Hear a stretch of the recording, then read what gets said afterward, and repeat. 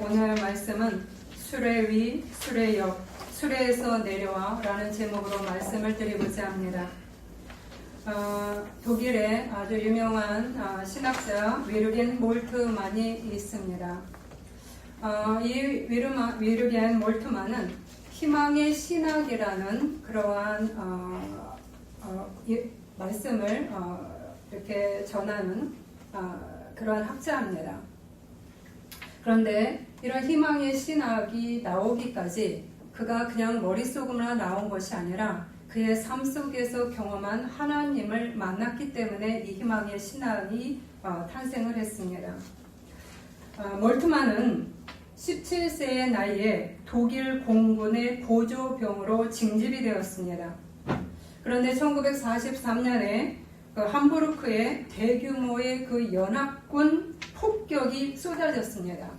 이때 바로 옆에 있던 가까운 친구가 산산조각이 나서 죽는 경험을 합니다. 자신은 살아남았지만 자신의 친구가 그 폭격에 온몸이 갈기갈기 찢어지면서 죽는 그 모습을 보면서 그는 비명을 지르고 하나님 앞에 절규를 합니다. 하나님, 당신은 어디 계십니까? 이 고통의 현장 속에 당신은 어디 계십니까? 라고 말합니다. 하나님, 왜 나는 살고 그는 죽었습니까? 그는 이 사건 속에서 모든 것에서 끊어짐을 경험을 했습니다. 이 경험이 그에게 평생 하나님은 고난의 현장에 함께 계시는가? 라는 질문을 하게 만들었습니다. 그리고 전쟁 막바지에 그는 영국의 포로가 되어서 포로 수용소에서 3년간을 수감 생활을 합니다.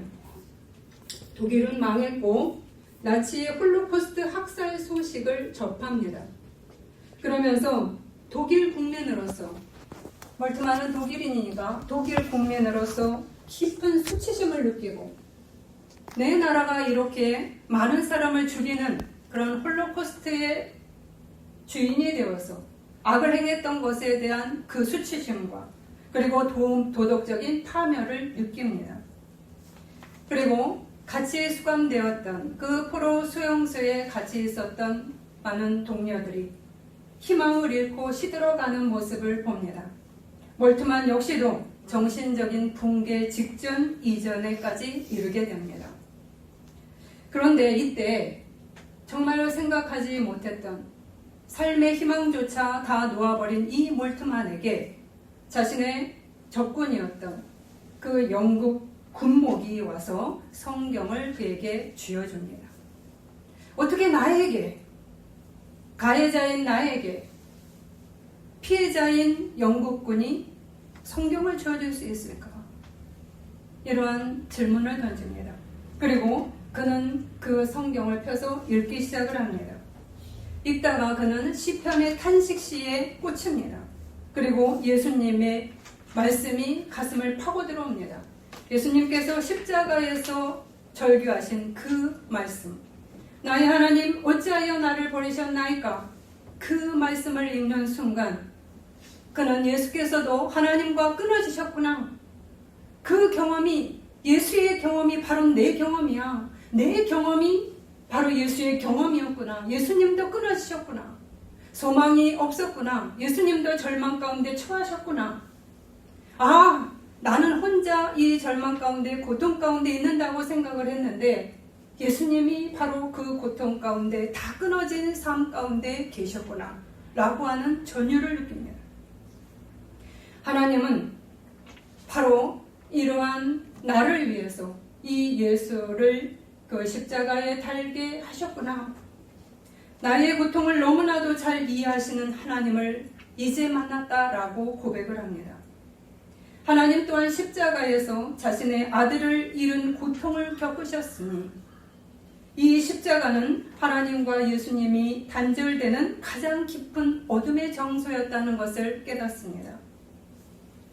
그러나 그 예수님이 하나님과 끊어졌을 때 그 끊어진 틈 사이로 모든 버림받은 자들이 들어갈 수 있는 희망의 다리가 놓였다는 것을 깨닫게 됩니다. 아멘. 하나님은 고통을 모르시는 분이 아니라 우리와 함께 울기 위해서 십자가에서 스스로 끊어지는 고통을 선택하셨던 분이셨던 것입니다. 예수님이 끊어지셨기 때문에 하나님과 끊어지셨고 그리고 사람들과도 끊어졌기 때문에 우리가 끊어진 자들, 우리 같은 끊어진 자들이 하나님과 연결될 수 있는 그 다리를 놓아주셨다는 사실, 십자가 다리를 놓아주셨다는 사실에 그는 감동을 합니다. 이 경험을 통해서 하나님은 우리를 고통 가운데 그냥 내버려 두지 아니하시고 새로운 미래로 이끄신다는 것을 알게 됩니다. 아멘. 그래서 그는 모든 것에서 끊어진 그 절망의 수용소에서 가해자이고 그리고 독일의 패망, 아무것도 희망을 가질 수 없는 그 청년이, 젊은 청년이 거기에서 내 인생이 끝나는구나 라고 생각했던 그 자리에서 고난의 한복판에서 다시 피어나는 희망을 발견했습니다. 몰트만은 이 예수의 희망의 십자가 다리를 붙들고 그 위에 올라탑니다. 예수의 희망의 십자가의 다리가 나에게도 내려졌구나, 나에게도 연결이 되었구나, 아무도 나를 바라보지 않는 것 같았는데 주님이 당신의 십자가 다리를 나의 절망의 삶 가운데로 내려놓으셨구나. 그러면서 몰트만은 그 십자가 다리 위에 올라타고 주님의 십자가를 굳게 잡습니다. 그러므로 인해서 그는 정말로 죽음 직전 자기 인생을 포기하려고 했던 그의 삶이 정말로 하나님의 사랑의 힘이고 탁월한 신학자로 재탄생하게 됩니다. 아멘. 몰트만은 이렇게 얘기합니다. 가장 깊은 단절의 자리에서 가장 튼튼한 희망의 다리가 놓여 있다. 그는 희망이란 단순히 앞으로 잘 될 거야 라고 하는 것이 아니라 죽음과 절망이라는 현실에 맞서서 부활의 생명을 선택하는 저항이라고 보았습니다. 이 말은 무슨 말인가? 우리의 고통, 우리의 고난의 현실 속으로 주님의 희망이 침투에 들어오고 있는 것이다 라는 것입니다. 아멘. 우리가 절망 가운데 있을지라도 하나님의 희망이 우리 안으로 침투에 들어와서 우리는 다시금 일어설 수 있기 때문에 우리를 끊어지게 하고 우리를 절망 가운데 낙심 가운데 무너지게 하는 다양한 끊어짐에 우리는 저항해야 한다. 그리고 예수의 희망의 십자가 다리를 붙잡고 너희들이 일어서야 된다 라고 이야기하고 있습니다. 그렇기 때문에 그는 희망의 신학이라는 그러한 말씀을 전합니다. 야, 무조건 잘 될 거야가 아니라 그 고통의 삶 가운데 자기가 처했던 그의 삶이 다시 일어났다는 것을 증거하는 것이죠. 오늘 본문에는 마찬가지로 고립된 한 사람 네시가 등장합니다. 그는 화려한 스펙에도 불구하고 끊어진 자였습니다. 그런 그에게 희망의 예수의 십자가 다리가 어떻게 놓여지는지를 오늘 말씀은 보여주고 있습니다. 네시는 바로 우리들입니다. 그리고 하나님이 주시는 그 희망의 다리도 우리들에게 놓여 있음을 오늘 말씀을 통해서 보시기를 바랍니다. 아멘. 첫 번째는 수레 위에 있는 네시를 보시겠습니다. 에디오피아 사람 곧 에디오피아 여왕 간다기의 모든 국고를 맡은 관리인 네시가 예배하러 예루살렘에 왔다가 돌아가는데 수레를 타고 선지자 이사야의 글을 읽더라. 그 길은 광야라. 이 말씀에서 에디오피아 관리인의 상태를 보여주는 단어가 나옵니다. 네시, 광야, 수레라는 세 가지 단어입니다. 에디오피아 여왕의 국고 관리인 네시, 이 단어를 보면 에디오피아는 지금의 에디오피아가 아니라 지금의 수단 지역에 위치한 구스 왕국이었습니다. 간다게는 이름이 아니고 여왕을 지칭하는 호칭입니다. 그런데 이 왕국에서, 이 튼실한 왕국에서 이 네시는 여왕의 모든 국고를 관리하는 재무장관의 자리에 있었던 것입니다. 이 정도면 상당히 성공한 자의 모습이지요. 그럼에도 불구하고 그의 또 다른 이름은 넷이었다는 것입니다. 넷이 고자였다는 것입니다. 그는 성공했지만 가족이나 대를 이을 자식조차 없는 사람이었습니다. 육체적이고 신체적으로 끊어진 자였습니다. 특히 자녀는 미래를 상징합니다. 그런데 자녀가 없다는 것은 미래가 끊어진 자를 의미합니다. 이렇게 육체적인 끊어짐이 있는데도 불구하고 그러나 여기에 더해서 한 가지 더 끊어짐을 그는 경험을 하게 됩니다. 영적인 끊어짐을 경험하고 있습니다. 그는 아무리 성공했어도 내면의 그 갈급함, 그 해결되지 않은 갈증으로 인해서 예루살렘으로 달려옵니다. 하나님을 만나고자, 하나님께 예배를 드리고자 먼 곳에서 수레를 타고 달려왔습니다. 그런데 그가 예루살렘에 달려왔을 때 예루살렘의 그 예배 안에 깊숙이 들어갈 수가 없었습니다.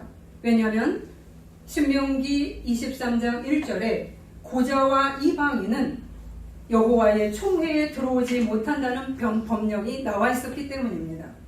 고환이 상한 자나 음경이 잘린 자는 여호와의 총회에 들어오지 못하리라. 내가 열심히 먼 곳에서 여기까지 달려왔는데 예배 드리는데 바깥 마당에서만 예배를 드릴 수가 있는 겁니다. 거부되어진 그러한 자리에 있었던 거죠. 그러기에 그는 육체적인 끊어짐뿐 아니라 영적인 끊어짐까지 경험하고 있습니다. 이것이 첫 번째 넷이라는 단어가 주는 그의 상황입니다. 또 하나는 광야라는 단어입니다. 그 길은 광야라. 광야란 한낮에 사람이 살지 않는 곳을 의미하지요. 한낮 뜨거운 햇볕 아래 사람들이 잘 다니지 않는 버려진 길에 내시가 있었습니다. 광야는 끊어짐의 장소입니다. 내시는 성공했습니다. 나름 부유함도 있습니다. 그럼에도 불구하고 그의 영혼은 여전히 메마름의 상태 속에 있었다는 것입니다. 그의 영혼은 광야 상태에 있었다는 것입니다. 거룩한 열심이 있어서 달려왔지만, 그리고 하나님을 갈망했지만 그 안에는 여전히 해결되지 않는 그 메마름, 뭔가 내 안에 뚫리지 아니하는 그러한 상태 속에 있었다는 것입니다. 그것을 구체적으로 이야기해주는 단어가 수레입니다. 이 수레라는 단어는 아주 적나라하게 그의 상태, 그리고 우리의 상태를 드러내줍니다. 수레란 무엇일까요? 수레란 안전과 보장, 체면과 평판을 나타내주는 단어입니다.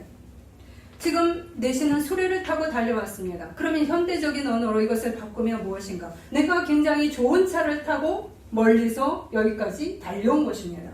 여러분, 멋진 차, 벤츠를 몰고 왔어요. 여러분, 벤츠를 타? 다시 한번 보죠. 좋은 자동차를 탈 때 우리는 그 사람이 대단한 것 같이 여겨집니다.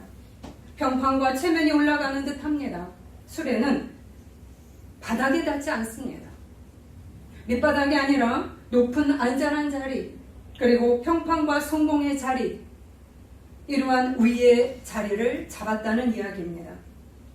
비록 그는 신체적으로 영적으로 끊어진 광야처럼 메마른 사람이었지만 이 성공의 수레를 탈 때 이 성공의 수레가 나를 보호해주고 있다 라고 생각하고 살았을 수도 있다는 것입니다. 재무장관이라는 그러한 수레에 탄 이상 그 직함이 나를 보호해준다고 생각하고 그 수레에 몸을 의지하는 것입니다. 우리도 마찬가지지요. 우리도 번듯한 직장이 있고요. 스펙이 빵빵하고요.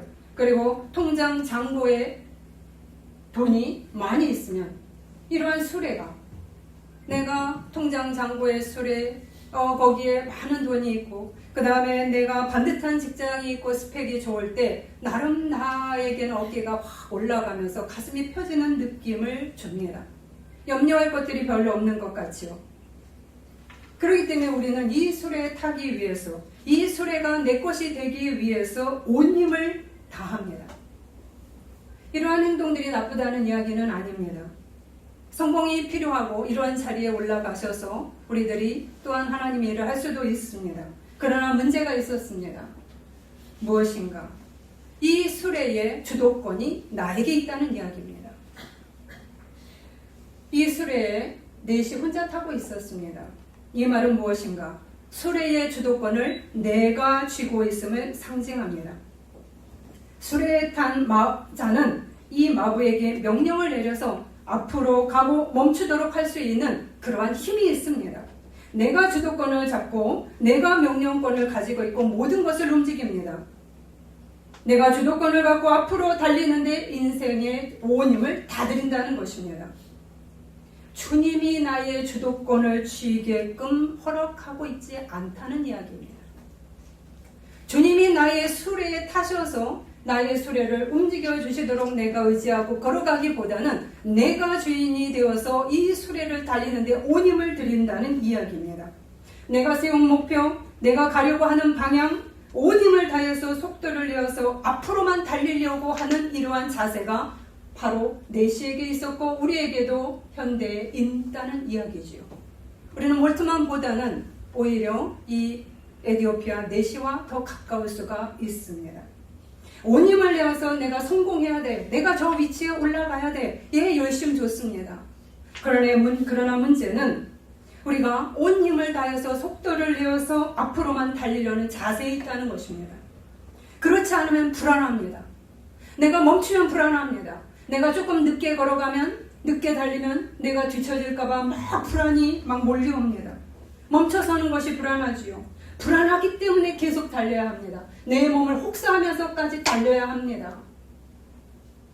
왜냐하면 내가 성능 좋은 수레라는 것을 증명해 보여야 하는 강박이 작동하기 때문입니다. 여러분은 어떠십니까? 아, 그래도 괜찮아? 아니면 너무 나태하십니까? 이런 목표의식도 없이 내가 그냥 흐르는 대로 산다면 이것도 문제입니다. 그러나 너무 강박에 시달리면서 내가 앞으로만 달리는 것에 온 힘을 집중할 때 이것 또한 큰 경고등이 우리에게 들어오기 마련입니다. 내시는 지금 이사야의 글을 읽고 있었습니다. 사모하면서 말씀을 읽었습니다. 그런데 깨달음이 없습니다. 예배드리기 위해서 먼 곳을 달려왔지만 주님을 제대로 만나지 못했습니다. 이것은 무엇일까요?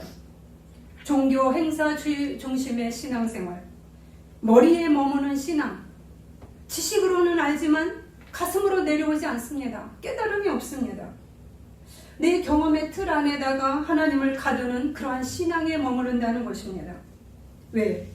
오직 수레 위에서 내가 주도권을 쥐고 앞으로만 달려야 해. 나는 성공해야만 해. 얘가 여기에서 멈추면 나는 루저가 될 거야. 나는 여기에서 그냥 실패자로 나고 될 거야. 이러한 강박과 불안을 갖고 있을 때 가슴과 내 삶의 행동으로까지 이어지는 깨달음이 오기는 쉽지 않습니다. 여러분, 불안이 나를 잡고요. 강박이 나를 잡을 때 여러분 마음에 성경 말씀이 편안하게 여러분 안으로까지 스며들어옵니까? 아니죠. 그것도 강박적으로 공부할 수 있습니다. 그것도 강박적으로 하나님의 말씀을 읽고 오늘의 숙제를 다 했다고 할 수도 있습니다. 그러다 보니까 말씀이 가슴으로 내려오지 않습니다. 가슴이 답답해요. 하나님의 말씀을 읽었으면 내 안에서 은혜로 적셔져야 되는데 안 됩니다. 왜요? 불안이 나를 잡고 있기 때문입니다. 그리고 빨리 또 달려야 되는데 빨리 성경책을 닫을 수도 있습니다. 이렇게 똑똑하다는 나의 머리에 의지하면서 내가 말씀을 대할 때 그 말씀은 나의 삶으로까지 파고 들어가지 못했습니다. 이렇게 수레는 나의 자아이고 방어막이기도 합니다. 여러분이 타고 계시는 수레는 어떤 수레일까요? 내가 수레에서 무엇을 하고 있습니까? 내가 꼭 붙들고 있는 수레는 어떤 수레입니까? 만약 우리가 이 수레를 붙들고 이 수레 위에 타서 나 혼자 타서 달려만 앞으로 달려가려고만 한다면 우리는 끊어진 자의 인생에 머물고 말게 됩니다. 끝없는 불안이 우리를 붙잡을 것이기 때문입니다. 그 불안은 우리를 한없이 채찍질할 것입니다. 불안하기 때문에 더 채찍질을 하죠. 너 쉬면 안 돼. 너는 놀면 안 돼. 너는 자면 안 돼. 너는 일해야 돼. 너는 성공해야 되잖아? 네, 맞습니다. 그런데 이 불안이 나를 계속 채찍질하면서 앞으로만 달리게 할 것이고, 그렇지 않으면 나는 실패자라는 그러한 마음이 내 안에 깃들게 하면서 스스로 낙인 찍게 할 것이기 때문입니다. 나의 수레는 어떤 수레일까요? 여러분 옆에 하나님이 계신 수레일까요? 아니면 수레가 다 고장났을까요? 앞으로도 달릴 생각도 없고 게으름 속에서 살아가실까요? 이러한 에디오피아 내시의 그 수레 옆에, 그러나 주님이 그를 방치하지 않으시고 그에게 찾아오셨습니다. 아멘. 성령은 빌립에게 내시에게 가라고 명령을 하십니다. 그것이 16절에서 29절입니다. 주의 사자가 빌립에게 말하여 이르되 일어나서 남쪽으로 향하여 예루살렘에서 가사로 내려가는 길까지 가라 하니 그 길은 광야라. 성령이 빌립더러 이르시되 이 수레로 가까이 나아가라 하시거늘 그가 수레를 타고 선지자 이사야의 글을 읽더라.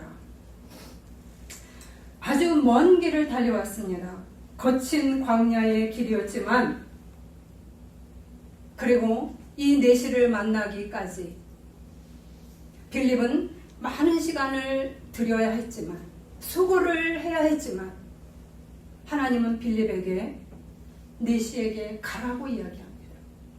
그를 방치하지 말라고 얘기합니다.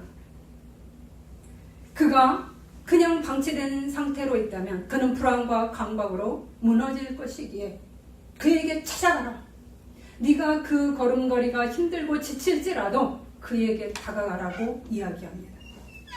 주님은 내시가 수레에서 끊어짐에 메마른 인생으로 머물지 못하도록 개입하고 계시는 겁니다.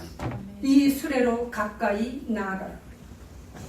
빌립은 내시에게 가까이 나아갑니다.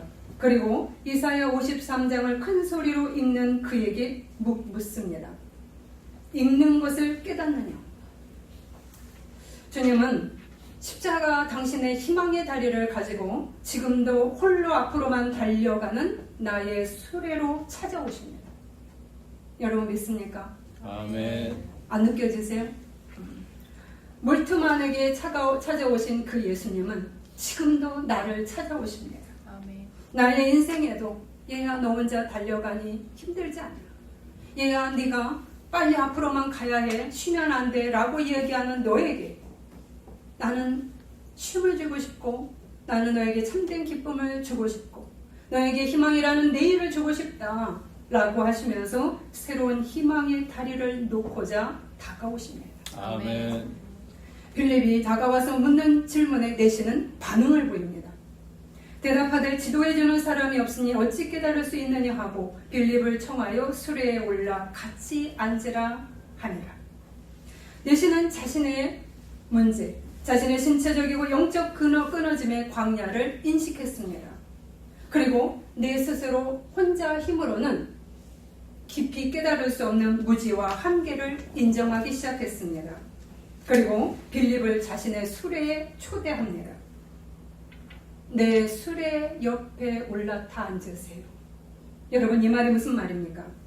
내 자신의 보호막인 그 수레에 나의 은밀한 삶과 내면까지 영적 지도자와 하나님을 초대한 것입니다. 아멘. 지금까지 메마르게 혼자 벅벅대고 불안과 강박에 시달리면서 내가 인생을 살아왔지만 내 안에 여전히 허전한 그것을 해결할 수 없어요. 그런데 주님이 당신의 돕는 자를 보냈습니다. 빌립에게 가라 해서 내시에게 보냈습니다. 내시는 그 초청을 받아들이는 겁니다.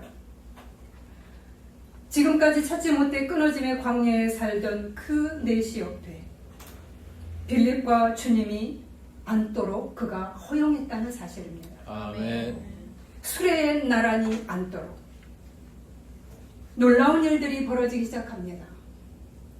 여러분 나의 수레에 여러분의 영적 지도자와 그리고 주님이 앉을 자리가 있으십니까? 나 혼자 해결하겠습니다. 나는 기도도 잘하고요. 말씀도 잘 읽습니다. 라고 이야기하십니까? 아니면 미안해서요. 아니면 듣기 싫어서요? 아닙니다. 주님은 영적 지도자를 옆에 두라고 이야기합니다.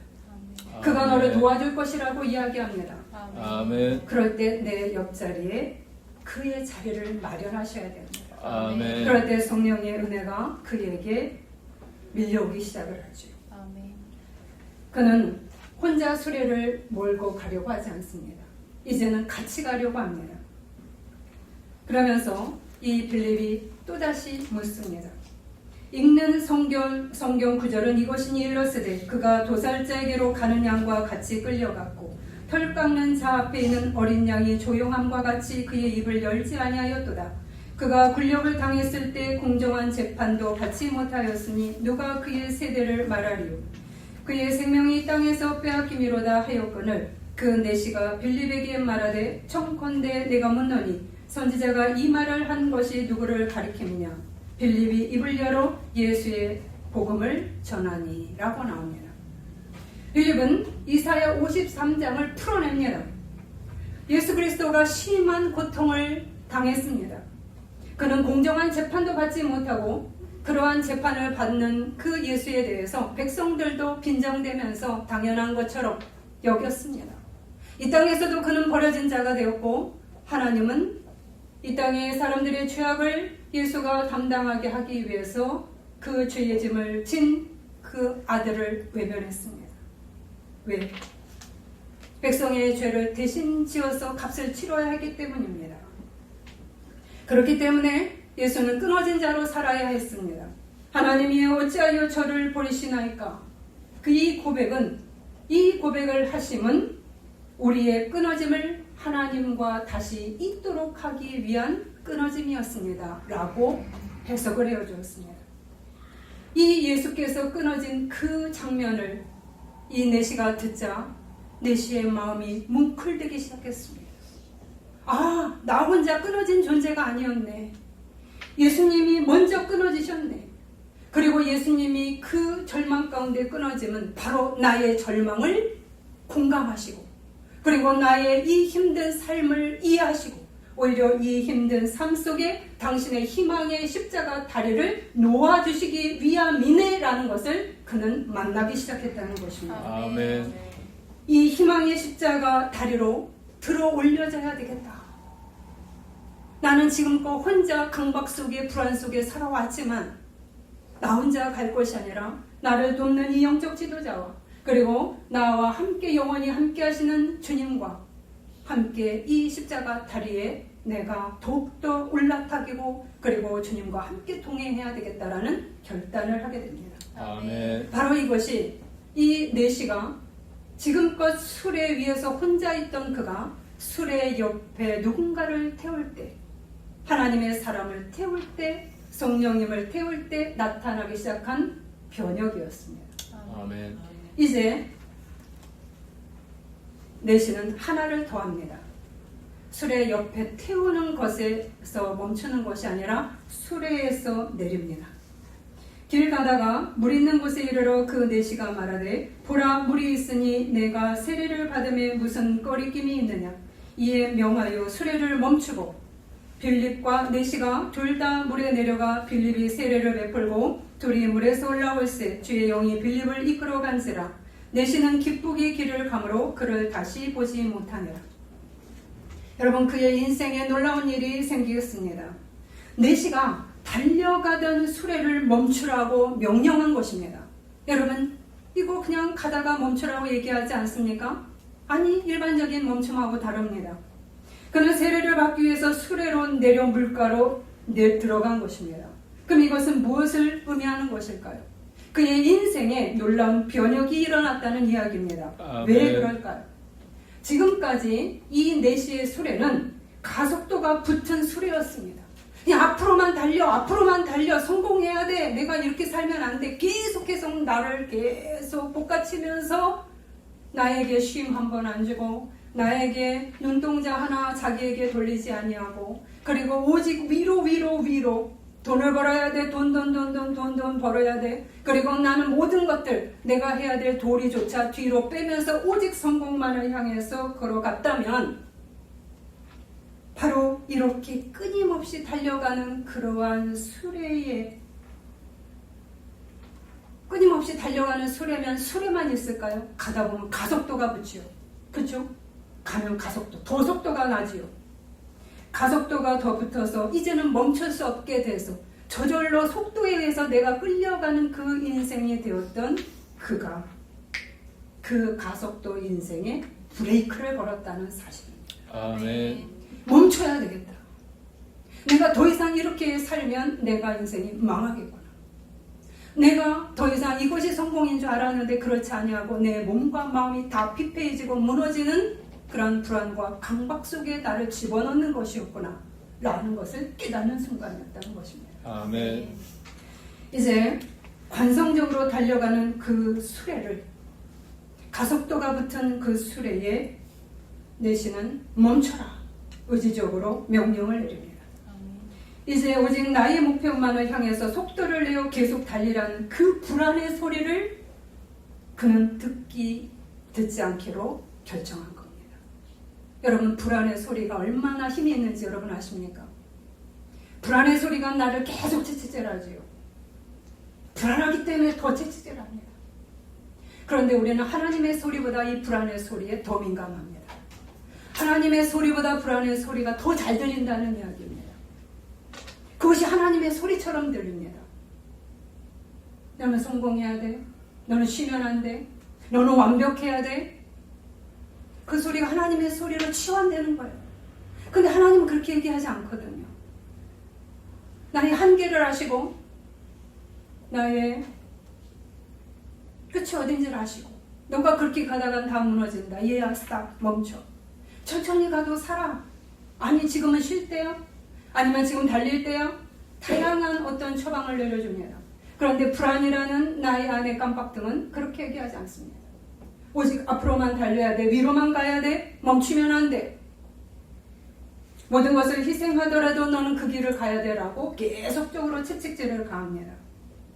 이처럼 불안의 소리가 하나님의 소리보다 강하게 우리 안에 작동하는 것을 여러분 인정하십니까? 여러분, 우리 안에 그 불안의 소리가 얼마나 힘차게 들리는지 한번 들려보시기 바랍니다. 하나님의 소리보다 아마 더 강력하게 들리고 있을 것이고 그 불안의 소리에 순종해서 내가 살아올 수가 있었습니다. 그런데 오늘 이 내시는 영적 지도자 빌립의 말을 듣고 성령의 감동하심을 따라 그 불안의 소리를 듣기를 거절했습니다.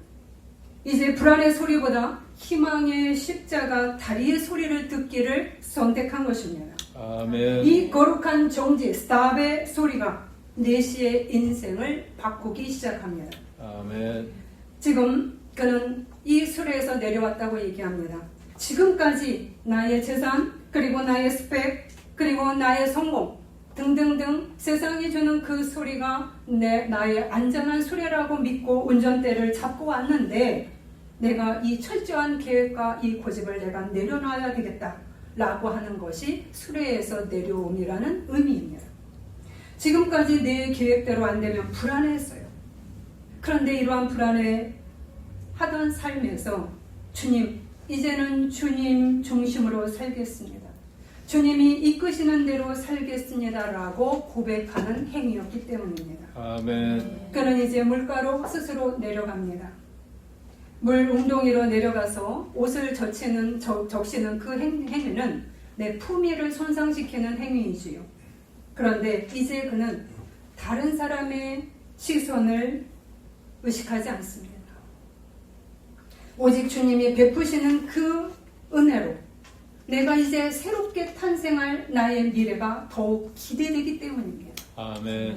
지금껏 불안의 소리가 하나님인 줄 알았는데 그 소리를 내려놓으니 하나님의 소리가 다르게 들리기 시작한 겁니다. 아멘. 나에게 희망의 십자가 다리가 지금 놓여져 있구나. 왜 내가 그것을 못 봤지? 그래, 내가 강박에 시달렸으니까 못 본 거야. 그런데 영적 지도자가 그것을 풀어줬으니 내가 이제는 그 말에 순종하여 희망의 십자가의 다리에 올라타야 되겠다. 이제껏 광야의 끊어짐 속에 살던 인생에서 희망의 십자가 다리가 그의 인생을 새롭게 이어줄 것임을 기대했기 때문에 그는 기꺼이 수레에서 내려와 주님의 세례를 받았습니다. 아멘. 그래서 내시는 자신은 완벽해야만 해 라는 자만과 교만의 수레에서 이제 내려와 주님의 은혜 없이는 안 된다는 그러한 자리에 수레를 갈아탄 겁니다. 아멘. 주님과 함께 달리는 그 수레는 이전에 나 혼자 달리는 강박의 수레와는 다르죠. 주님은 멈출 때는 멈추게 하시고 달릴 때는 달리게 하시고 속도를 좀 천천히 아니면 지금 빨리 가야 돼. 다양한 하나님의 코칭을 통해서 그는 앞으로 달릴 수가 있게 됩니다. 아멘. 지금까지 머리로만 알았던 하나님에 대한 신앙이 그의 몸의 신앙으로 실천의 신앙으로 내려가기 시작했다는 것입니다. 아멘. 지금까지 이론으로만 알았던 주님이 내 영혼 깊이까지 내려오시는 주님을 만났습니다. 하나님은 얘는 그거밖에 안 돼. 그렇게 된 게 아니라 그래 그러니까 내가 필요한 거야. 그러니까 내가 찾아왔잖아. 주님은 찾아오시는 분입니다. 아멘. 그 찾아오시는 분에게 내가 손을 내밀고 그 십자가를 잡아야 되는 것이죠. 아멘. 먼 거리를 마다하지 않고 지금도 우리에게 다가오시지요. 아멘. 우리가 어떤 사람일지라도 우리가 망가진 사람일지라도 못난 사람일지라도 못된 사람일지라도 악할지라도 하나님은 당신의 자녀에게 좋은 것을 주시기 위해서 당신의 팔을 내미시는 분이신 것입니다. 아멘. 살리기 위해서 당신의 종을 붙이신 그 주님을 여러분이 신뢰해야 되겠죠. 아멘. 내시는 이제 다른 사람이 됩니다. 내시는 기쁘게 길을 감으로 빌립을 다시 못하느니라. 지금 보십시오. 기쁨의 사람이 되어 있습니다. 지금까지 강박적으로 높은 수레 위에서 달려야만 해 라고 했을 때 그때 느낄 수 없는 참된 기쁨과 여유를 맛보기 시작했습니다. 비록 옆에 빌립이 사라졌을지라도 그 내시 안에 평강과 미래의 길을 여는 희망의 십자가 다리가 그에게 깊이 박혀 들어갔기 때문입니다. 그는 불안의 소리가 더 이상 그를 주장하지 못하도록 주님의 십자가를 꽉 붙들고 올라탑니다. 강박에서는 여유와 기쁨을 누릴 수가 없습니다. 여러분, 강박적일 때 여러분 여유가 생깁니까? 강박적일 때 여러분 불안이 계속 작동하지 않습니까? 그런데 강박적일 때 여러분이 기쁨이, 참된 기쁨이 누려집니까? 안 쉬어집니다. 기도해도 안 쉬어져요. 기도하면 마음이 평안해서 잠이 잘 와야 됩니다. 그런데 기도해도 강박이 시달리면 계속 기도가 모자른 것 같아서 더 막 해야 됩니다. 감사하셔야 되는 거예요. 오늘 기도했으니까 하나님 평안히 내가 사랑하는 자에게 잠을 주시느니라. 그 말을 믿고 가야 되죠. 여러분, 신앙생활 안에서도 강박적 신앙생활이 있습니다. 누가 보기에는 굉장히 열심인 것 같지만 그 안에서 불안이 작동하고 있다면 주님의 십자가가 그곳에서 딱 끊습니다. 주의 성수가 한 예입니다. 내가 강박적으로 계속 어디엔가 매일 때 주의 성수는 그 부분을 딱 끊어내는 힘이 있는 겁니다. 아멘. 이렇게 강박에서는 여유와 기쁨을 누릴 수 없었는데 불안만 작동할 뿐이었는데 지금 이 내시의 마음속에 기쁨이 샘솟듯 올라오기 시작했습니다. 아멘. 주님의 십자가가 그의 불안을 관통하고 들어왔기 때문입니다. 아멘. 수레에 빌립을 앉혔고 수레에서 내려왔고 그리고 주님의 십자가 다리가 그를 다시 위로 이끌어 가고 있습니다. 아멘. 여러분, 희망의 십자가 다리가 우리 안으로 들어옵니다. 아멘. 그러면 주님의 십자가 다리, 그 십자가의 수레를 내가 탄다면 주님은 느릿느릿 가실까? 이런 불안이 또 다가오시죠? 아니요. 주님은 우리의 템포를 아시고 우리에게 가장 최적의 스피드로 달리게 하시는 분입니다. 아멘. 그렇기 때문에 우리는 주도권을, 수레의 주도권을 주님에게 맡기면서 기도하면서 걸어가셔야 됩니다. 아멘. 십자가는 우리의 절망의 땅에 이릅니다. 그리고 하늘 위로 올리기까지 크고 깊고 탄탄하게 우리 안에 장착되어 있습니다. 그러기에 우리는 나의 수레에서 내려서 희망의 십자가 다리에 올라타야 됩니다. 그런데 여기에서 반문이 생깁니다. 그런데 나도 그런 것 같은데요? 예수님의 십자가는 이렇게 튼튼하고 길고 그리고 흔들리지 않습니다. 그런데 문제는 우리가 그러한 주님의 십자가 다리를 우리 스스로 잘라낸다는 사실입니다. 내 입맛에 맞게 주님의 십자가 다리를 잘라요. 하나님 그게 아니에요. 지금 바쁘단 말이에요. 지금 그럴 때가 아니라니까요.